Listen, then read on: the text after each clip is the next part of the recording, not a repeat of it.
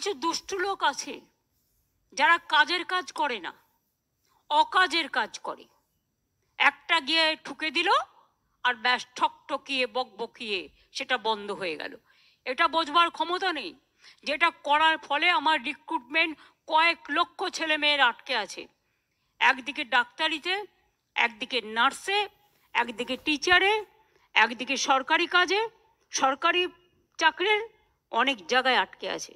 আমরা চেষ্টা করছি এই কেসটা ক্লিয়ার করার জন্য। কোর্টে কেস আছে। আমি আপনাদের কৃতিত্ব জানাচ্ছি।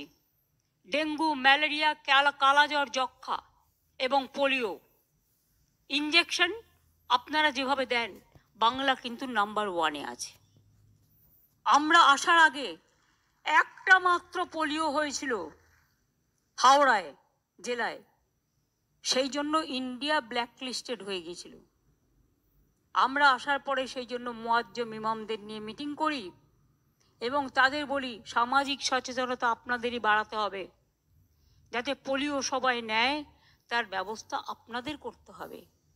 আর আমাদের চিকিৎসকদের মাথা থেকে যে বুদ্ধিটা বেরিয়েছে, মাদার ওয়েটিং হার্ট, আমরা নিজেরা হোম ডেলিভারি, আমাদের কোনো কিছুরই ঠিক নেই, নিজেদের পস্তাতে হয় মাঝে মাঝে।